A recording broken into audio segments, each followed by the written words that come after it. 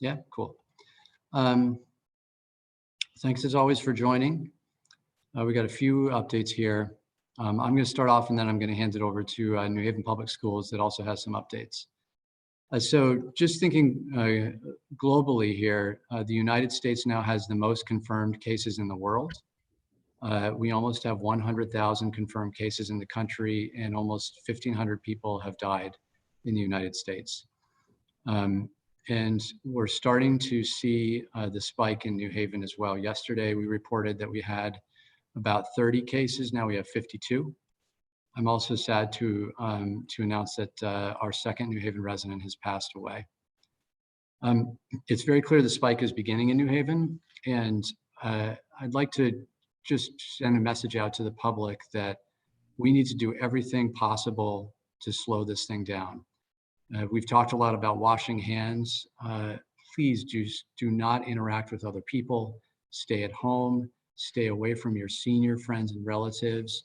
Don't go play basketball or football in the park. Don't have your kids go to the playground because they're touching metal slides and swings and they could transfer it to other people.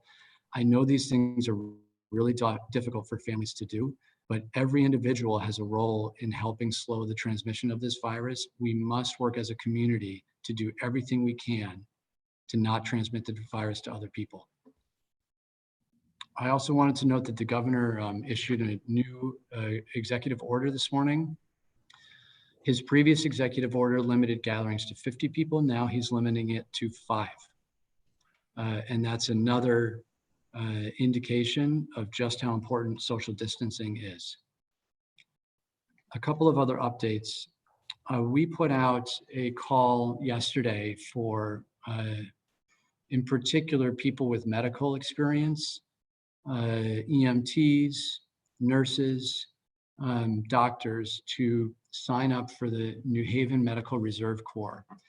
The Medical Reserve Corps is a volunteer group that steps up in times of crisis. And it's challenging work. We are in particular looking for people to help us staff sites to support recovery of COVID positive individuals who are not sick enough to be hospitalized. I'm confident that people will answer our call and they can sign up on the City of New Haven's COVID-19 response website. The CT Responds website, which our website links to for people to sign up, went live on Monday.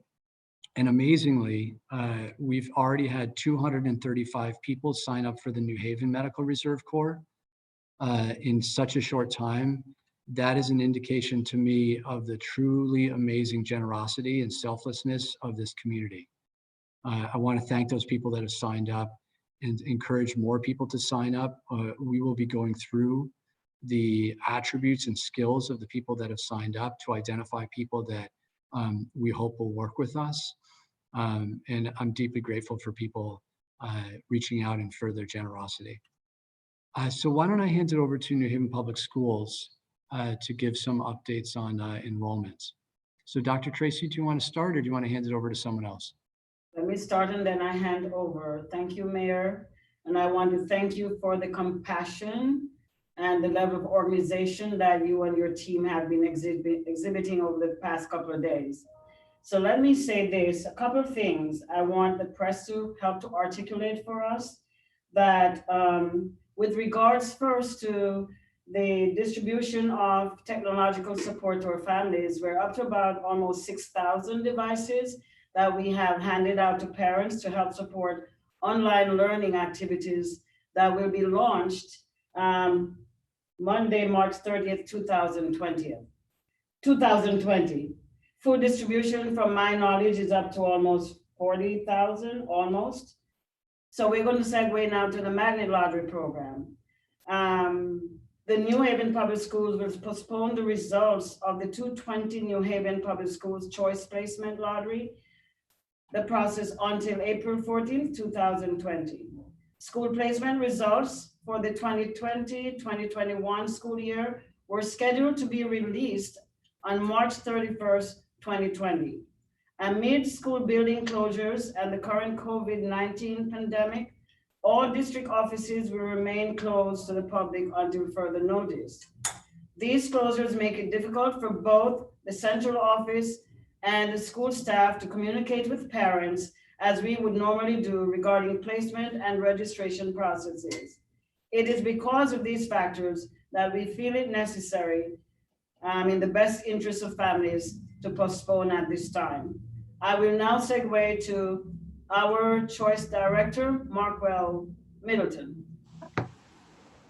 Thank you, Dr. Tracy. I think what you said has really summed it up. We've made the choice as a district and a team to just push back the results, the release of the results 2 weeks, in the interest of our families. Typically, it requires, after the lottery runs, families and parents to come to the office to register and accept placements and do standard protocols. However, with social distancing, we want to be mindful of that. So I've decided to push it back 2 weeks to see where we go next.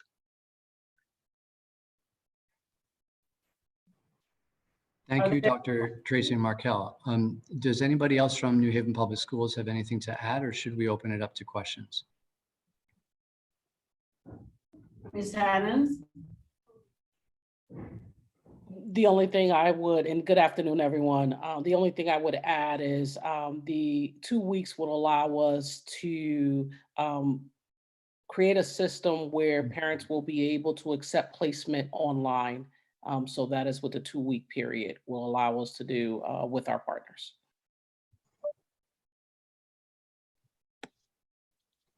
Mr. Pinto?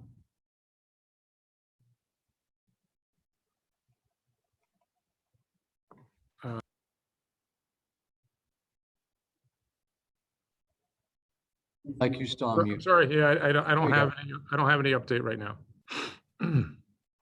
I mean, the only update is we are actually over 42,000 meals total. Kudos to your team for hitting that number. It's amazing.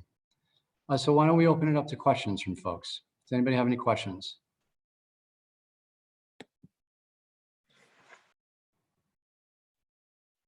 Let's go with Kyle. Hi, Mayor Elicker, can you hear me okay? I can. It's Amber Diaz with News 8. Thank you for all of these updates over the last week or so. Quick question for you regarding Bella Vista. Do we have any updates on the elderly home there and what they might be doing? Are they allowing visitors in? So I don't know if Director Bond has anything additional, but as of now, they still are not allowing visitors in. As I mentioned, we've been told that most people are abiding by that, but some people are not, and they're struggling a little bit to limit the number of visitors. We're in conversations with them about how we might be able to ensure that they are better able to enforce their visitor policy, but I don't have any concrete updates at the moment. Okay, do we know if anyone, if there's more than one confirmed case there? Director Bond? You're on mute. At this time, there is one confirmed case and the person is inpatient at the moment. Okay, thank you. Mayor Michael I saw Bingham. that Kyle had a question. Yes, can you hear me today with the headphones? You're very quiet again. Oh, okay.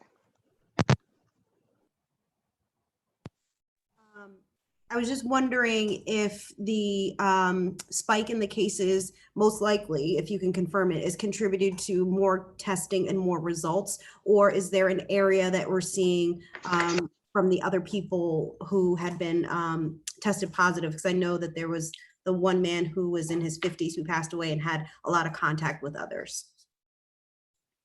I think it's a little bit of both. It is clear that there's community spread, and the governor in his press conference several days ago said that there was not a major increase in the number of daily tests, but the number of cases is significantly increasing, which is an indication that there are more people that are contracting the virus. So I think it's safe to say it's a combination of significant community spread, and as the hospital, at least in New Haven, continues to test more people, some people that may have previously had symptoms are now getting that confirmation. Okay. And is there any information on the second death? What we do know is the individual was in their late 40s. And so that is what we have right now as far as information. Okay, so the person who was in their late 80s, they're still with us. The two mortalities, the first one was late 50s, the second one late 40s. I see Mayor, that. Michael Bingham had his hand up and then Paul Bass. Thank you, Mr. Chief. Mayor, can you hear me? I can. Good Okay. job. Last night, Yale President Peter Salovey sent out a letter to the Yale communities announcing a partnership with the Community Foundation and the United Way to raise $5 million to benefit the city. And I wondered if if that had been the result of a conversation you'd had with the university, and also how that money might be used, assuming that it's raised. So that is not a result of the conversation that I had with the university. And frankly, that's not what we asked for. I called the university last week and asked Yale University for dormitory space to house our police officers and firefighters to keep them safe and their families safe should there be any exposure or symptoms. Yale University said no. I then called the University of New Haven and I spoke with President Steve Kaplan, who in the first 5 minutes of the conversation said, yes, we will make this happen. This is important for the community. Since then, UNH has rolled out the red carpet for us. They've worked to quickly get students' belongings out of the dorms, and they've worked with us to address other logistical and liability hurdles. We're quite close to finalizing an agreement with them so that our police officers and firefighters can begin moving into the space in the coming days. I'm very, very grateful to President Kaplan and UNH for their partnership at this time.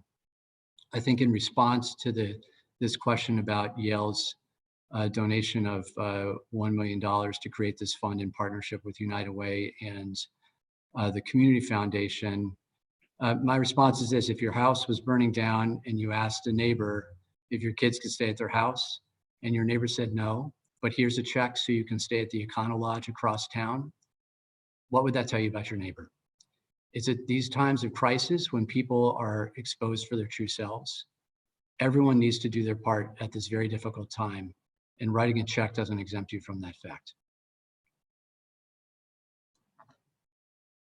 Does anybody have any other questions?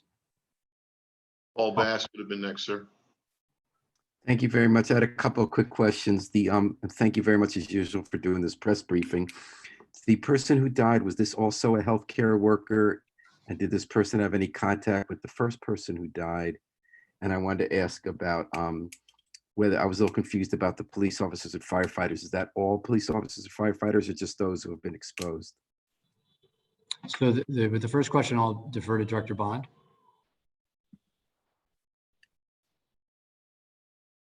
You're on mute, Director Bond. I'm muted. To the question, the response to your first question in regards to the two untimely deaths were not linked together. That's the short answer to your first question. Was it not a healthcare worker? It was not a healthcare worker either. Thank you. So Paul, the answer to your second question is that we have been looking for a place in partnership with our police department and fire department to house firefighters and police officers in two categories. One is healthy asymptomatic firefighters and police officers who may have family members that are exposed to COVID-19 who do not want to return home so that they can continue working. And so we need space for them to stay. The second is firefighters or police officers who may have been exposed to COVID-19, but are not yet symptomatic, or may have some symptoms, but have not yet been tested. And we need a place to self-isolate those firefighters and police officers so that they don't need to go home and potentially infect their families, and they don't expose other people in the force. And so what we have set up with UNH is dormitories where firefighters and police officers, if they're exposed, are able to self-isolate while they get their tests completed. And so they do not need to go home and infect their families. Does that make sense? Thank you. It does. Thank you. Chief Alston, I don't know if you have anything to add. It's of course okay if you don't, but. No, sir. That's it in a nutshell. The only thing is there are members who are asymptomatic but worked with someone who is being treated. We wanted to make sure that they were able to observe them for 14 days. So that's it. And we have some of these we've had some of these circumstances in the last few days. As you may recall, there were 2 firefighters that were exposed and tested negative. And then we've had several other firefighters. I believe the tests have not yet come back. So they're basically in a holding pattern right now.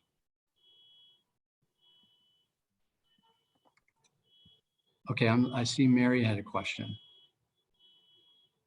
I was wondering at the press conference this morning with Yale New Haven Hospital officials, Marna Borgstrom said they have a large number of volunteers, so many medical volunteers that they can't use them all. So just wondering if you've been in touch with her to send them to the city. Thank you for the information. I will get in touch with them. I have one other question too. I'm not that familiar with the choice system, choice for school children. Will the parents, the choices that have been, I guess the list is now made, are they going to be notified by email as opposed to coming in person? I wasn't quite sure how that was working. I know you're not going to come to the schools because of the shutdown. Maybe I can defer to Markel. Yes, all applicants and parents will be notified via email. There's a parent portal. When they signed on to do their application, they'll be notified via that feature, so they will get email communication of their placement. I have one other question too, if that's right. I guess it goes back to the career high school shelter. What progress has been made on that, and also, will you have to actually quarantine some people if they are reluctant to stay there? Would that be the solution for the city? So the site is meant for people not to leave the site. We can't have people leaving unless they have another location that they can go, or they are released by a medical professional. Do you have to actually issue a quarantine though to actually have that sort of process? The health director has that authority. She does, okay. All right. Then if they don't want to leave, I guess that sets up the whole process of appealing through the probate court, but that's something you just have to deal with. Is that correct? Director Bond, do you know the answer to that or no? There's an appeal process within the quarantine order. And so that is clearly laid out. During a public emergency, in order for us to quarantine, we want to make sure that we safeguard the public. And so the likelihood that the quarantine will be holded. So that is the response to the quarantine order. So the quarantine order is issued for the protection of the public. Right, but I guess my question is that you will have to go through that process and actually to get people to stay there? Could you repeat the question?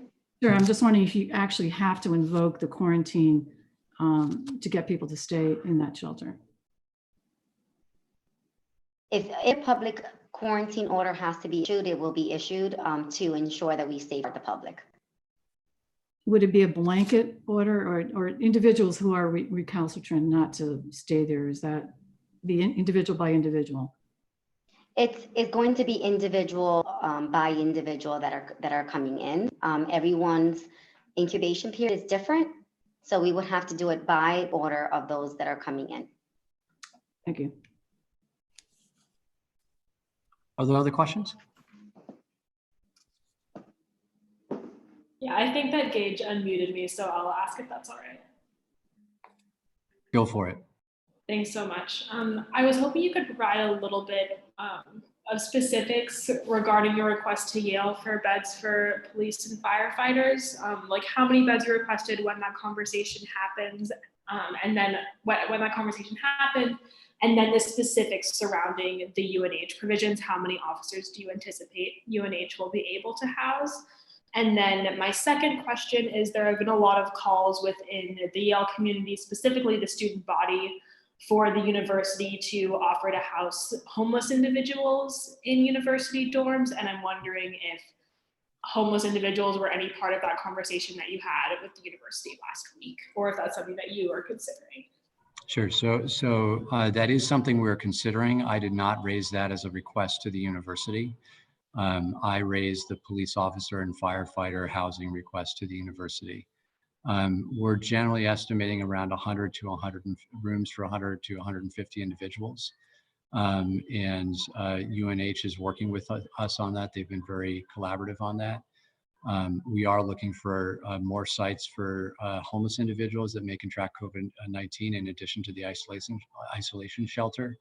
And there's conversations with other entities in the city about that. Could you specify which other entities at this time? No. Thanks so much. Thanks, Mackenzie. Mary?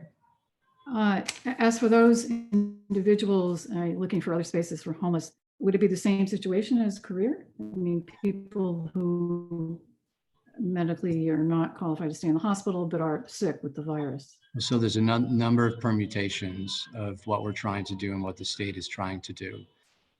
We're trying to decompress the shelters. There's increasing pressure on the shelters by asymptomatic individuals. And we're trying to decompress the shelters. And we've already done that a lot with hotel rooms. We currently have 84 individuals staying in hotel rooms that have been facilitated both in combination with the state and our efforts. The state is looking to do more of that. And that I think we'll likely see more activity there soon. The second tier is individuals that may be symptomatic of COVID-19, but may not yet have been tested. And it's important for us to self-isolate those individuals. Because we don't know whether they have or whether they do not have COVID-19, they should not be interacting with other people. And so there's been one or two examples already where there's individuals in a group shelter where the shelter had one, maybe two individuals that tested positive for COVID-19, and the other individuals should be tested and should, as they wait for the results of their test, be separated. Because say 3 individuals out of 10 have COVID-19, we don't want the whole group being together because then 10 out of 10 will get it. And so one of the things that we're looking for is additional places for homeless individuals to self-isolate while their tests are being processed. The third group is a group that tests positive for COVID-19 and have no place to go. Now we can house that group all together because they can't give it to each other because everyone already has it. And that is the career site. Does that make sense?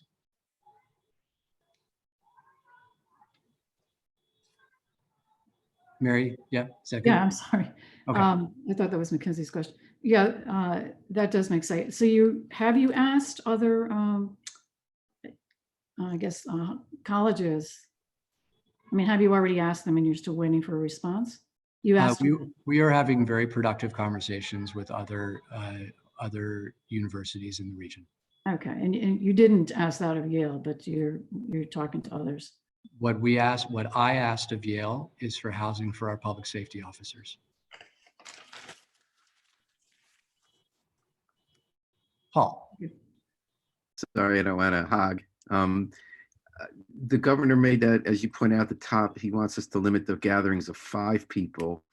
I heard some confusion among the clergy today about an exemption in there for religious services. Is there still some okay with getting more than 5 people together for a prayer service? They seem to think they're getting conflicted signals from the governor. I don't blame people for being a little bit confused. I'm actually not sure the answer to that. What I do know is the governor's order limiting gatherings of 50 people included places of worship. My order of 10 people, limiting gatherings to 10 people, did not include places of worship. Now, the governor's most recent order of 5 people I understand generally mirrored the previous order. I do not know if there's an exemption for places of worship. I would still encourage people to not gather in groups of 5 in nearly every setting. I'm sorry, Justin, when you just said your order limited to 10, did that mean that you did not exempt prayer services from that order of 10? I just want to make sure I have it straight. That's confusing. The governors exempted, or the governors did not exempt. So the governor's limitation of 50 included churches. So the governor's order said that churches could not have gatherings over 50 people. Now, my order of 10 did not include churches. So Okay, that it means exempted. that clergy could still host gatherings, although it's not advisable. Clergy under my order could still host gatherings of up to 50 people because then it would trigger the governor's order. Now, the governor's most recent order reduced the number to 5. I'm not clear, but I'm sure we could easily get the language of it, whether that includes services. Thank you. Yeah. Any other questions? Go ahead, Mary. I wasn't aware of the additional money, I guess the money that Yale is offering in conjunction with United Way and the Community Foundation. What was that about? Is that just helping businesses? I think that was in other social services. So they wrote a letter to the Yale community announcing the fund, and I believe it was picked up by a couple of press outlets. I advise you to read the letter to understand what they're interested in doing with the funding. All right. Have you had any other conversations with Yale generally on the help that you want from them, given all the services that the city provides for them and our time and the city's time of need? Any continuing conversations with them on that? President Salave reached out to me about 2 weeks ago and offered any support Yale could give. He already told you what he can give. No, he just reached out as this crisis started to unfold and simply offered any support that Yale could give. And at that time, I did not make an ask. I called Yale late last week and asked for housing for our public safety officers. All right. So no more conversations recently anyways about the financial help that the city will need? No. Thank you. Thank you. All right. Thanks so much, everyone. I appreciate this. We'll probably see you again tomorrow.